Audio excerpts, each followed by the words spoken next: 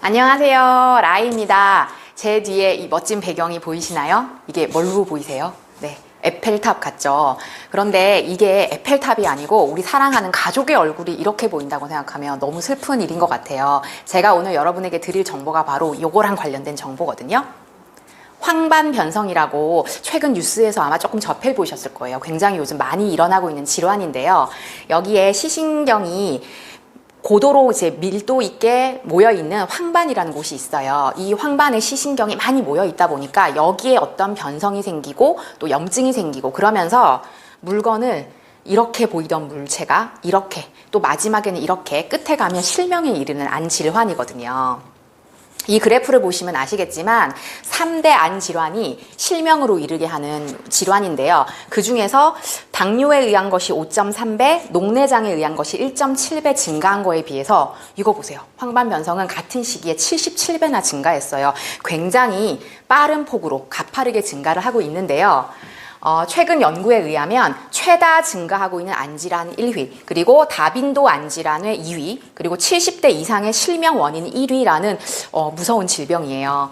그런데 이게 전통적인 원인을 보시면 이렇게 오래 써서, 왜냐하면 황반은 이미 가지고 태어나서 계속 쓰는 개념이기 때문에 나이가 들면 들수록 잔류량이 얼마 남지 않겠죠. 그리고 유전에 의한 것, 흡연이나 또는 염증에 의한 것이 있겠지만 최근에 대두되고 있는 문제가 좀 심각해요. 여기 보시면 저희가 예전에는 뭐 80, 90 이렇게 사셔도 장수하셨다라고 하셨지만 이제는 어때요?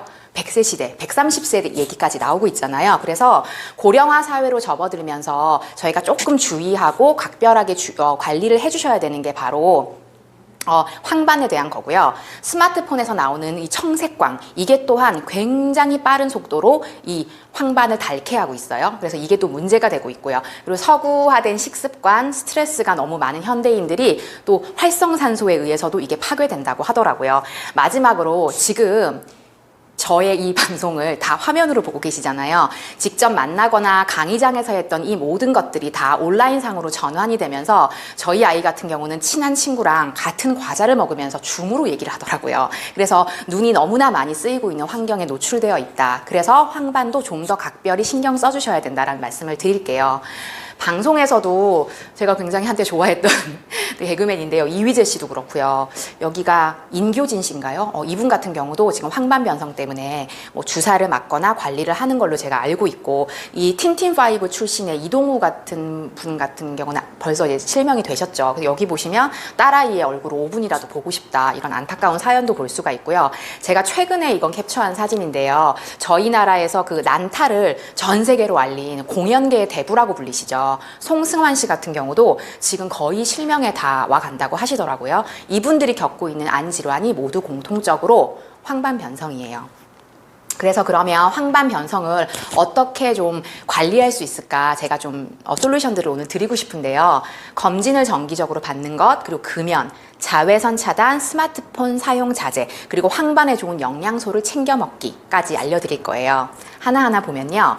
검진을 다른 여성 같으면 자궁경부암이나 이런 거를 국가에서도 지원하지만 안과 관련된 검진도 정기적으로 받으시면 초기에 잡으시는 것과 진행이 돼서 알게 되시는 것과 차이가 이게 굉장히 크다고 하더라고요. 그리고 한번 이게 진행이 되면 속도가 굉장히 빠르고요. 말씀드렸던 것처럼 실명에 이르는 좀 심각한 질환이기 때문에 검진을 받으시는 거를 권해드려요. 근데 만약에 너무 바쁘고 내가 지금 나이도 그렇게 많지 않다, 그런 분들한테는 안과 의사 선생님들께서 요거를 권해주시더라고요.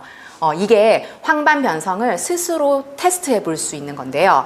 여기에 이 격자 무늬가, 여기 점이 보이시죠? 이거를 한쪽 눈을 가리고 응시했을 때 선이 막 이렇게 찌그러진다거나 한쪽이 왜곡된다거나 아니면 검은 점이 보인다거나 이런 현상이 일어나면 빨리 안과에 가셔서 좀 자세한 검진을 받아보시기를 권해드려요. 그리고 금연. 이게 서울대에서 얼마 전에 발표된 건데요. 65세 이상 노인분들에게요, 20%면 거의 5명 중에 1명이 황반변성이 이미 오신 거거든요. 굉장히 심각하죠. 그런데 이런 분들이 흡연을 하신 분과 안 하신 분을 나눠봤을 때 2배 차이가 난다고 해요. 그래서 의사 선생님들도 흡연으로 인한 이 위험 인자가 밝혀진 것 중에는 또 있기 때문에 흡연을 좀 삼가하셔 달라, 이런 말씀을 하고 계시고요.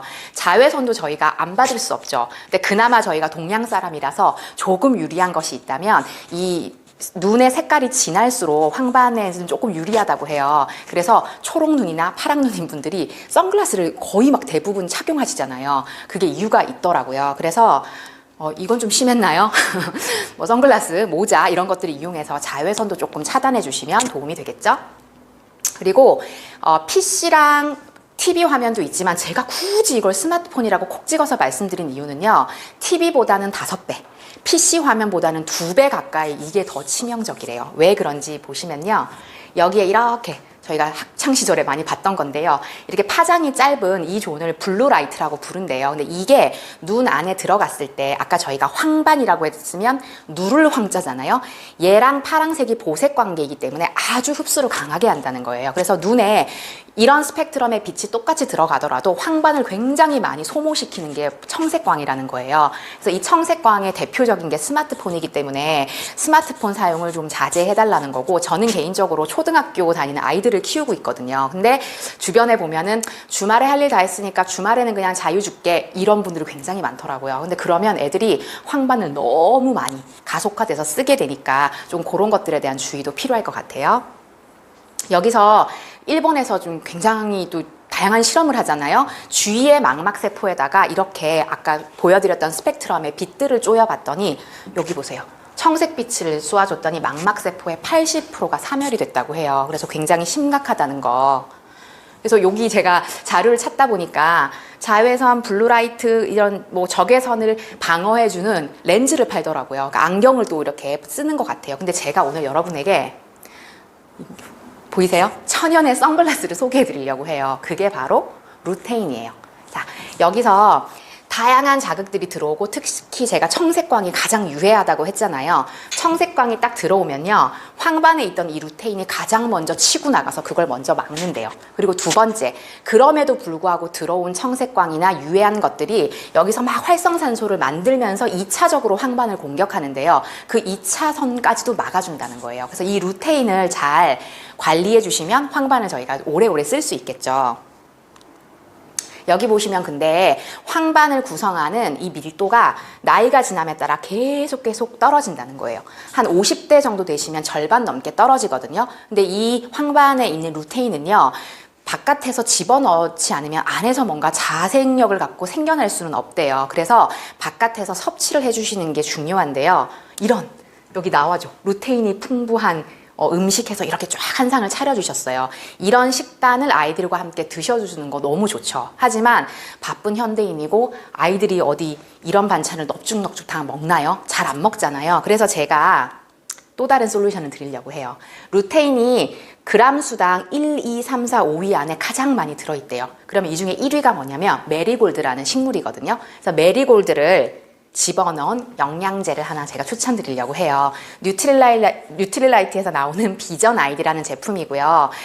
뉴트릴라이트에서 기계로도 이렇게 경작을 해보고 여러 가지 방법을 썼는데요. 손으로 직접 추출하는 게 가장 이 밀도를 높일 수 있는, 즉 영양소를 가장 파괴를 덜 하는 방법이더라는 거예요. 그래서 예전 어떤 드라마에 나왔죠. 한 땀 한 땀 이런 게 유행을 했었는데 메리골드 하나하나를 손으로 수확해서 정성껏 담은 제품이라는 걸 말씀드리고, 또 아이 비타민 하면 다들 아실 거예요. 비타민 A, 그리고 아까 말씀드렸던 여러 가지 눈에 좋은 식물 영양소들을 다 이렇게 정으로 담은 제품이니까 활용을 해보시면 도움이 되실 것 같아요.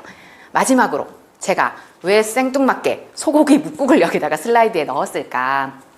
시중에 굉장히 많은 이 루테인 제품들이 있을 거예요. 그런데 제가 이렇게 한번 비유를 해드리고 싶어요. 저희가 소고기 묵국을 먹으면서 여기에 있는 뭐 단백질과 뭐 여러 가지 미네랄들을 먹으려고 하는데요. 이렇게 소고기를 숭덩숭덩 듬뿍 넣은 소고기 묵국이 하나 있고요. 소고기를 그냥 끓는 물에 살짝 집어넣었다가 빼고 소고기의 흔적은 찾을 수 없고요. 다시다를 풀어가지고 대충 소고기 묵국 맛을 낸 소고기 묵국이 있다고 한번 상상해 보세요. 어떤 소고기 묵국을 먹어야 영양적으로 저한테 득이 될까요? 여러분들한테 득이 될까요? 그죠? 여기 소고기를 듬뿍듬뿍 넣은 그런 소고기 묵국을 드셔야 하는 것처럼 영양제를 그냥 뭐 브랜드 보고 뭐 누가 선전했냐 이런 거 갖고 선택하시는 게 아니고, 만약에 이 영양제 같은 경우 루테인이 실제로 얼마나 들었는지, 그게 황반의 밀도를 정말 높여줄 수 있는지 이런 것들 한번 체크해 보시고 선택하시면 좋을 것 같습니다. 네, 지금까지 들어주셔서 감사하고요. 다음 시간에 또 굉장히 재밌고 유익한 정보로 찾아오도록 하겠습니다. 감사합니다.